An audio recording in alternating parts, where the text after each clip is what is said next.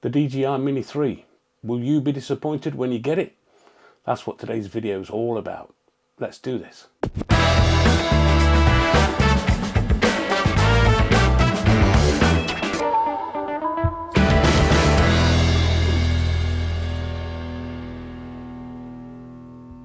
So hello and welcome to the channel once again. So the first flight of the DJI Mini 3 has been released by Darren from DM Productions, and it sure looks great, doesn't it? Links to that video will be in the description if you haven't already seen it, but I'm sure thousands of you have. But there's another issue which I will come on to in a few minutes, and I think some of you will be disappointed when you first purchase. That's if you're going to plan to purchase this great looking drone. Firstly, let's talk about the new controller. I did a video last week about some doubts regarding the functionality of this controller, and so let's put the record straight. Darren has kindly sent me some images of the controller which kind of confirms what I was saying in the last video. Well, to a certain degree that is, which I'm going to share with you. So as you can see in the first image, there are two jog wheels, one for the zoom and one for the gimbal. Two buttons, C1, C2, which I believe are customizable. So that's nailed the function button theory, which I commented on in the last video. So the antennas, well, where are they? If you look at this next image, you can see that they have built them into the body of the controller, which kind of gives it a slick design. Let's just hope that this doesn't affect the signal to the drone ratio, and that will be one of the tests I'll be doing for sure. So my first thoughts were that these antennas would be similar to the RC Probe, which you can see here, which have the external adjustable ones, but I suppose you can't have everything.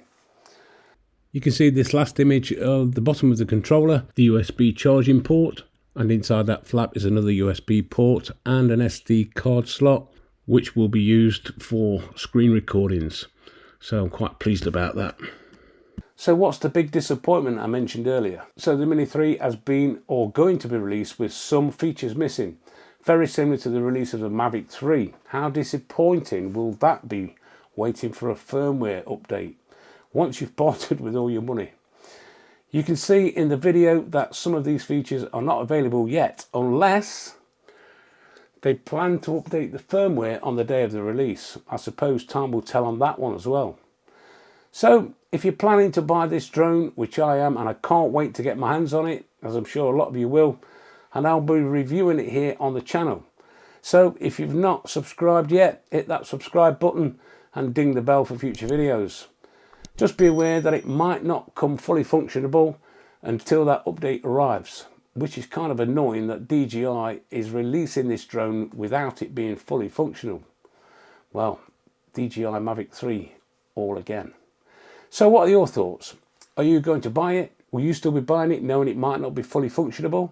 Let me know down in the comments. So a quick short update video today. Thanks for watching. Hope you found it enjoyable and informative. If you have, give it the thumbs up because we know that really helps.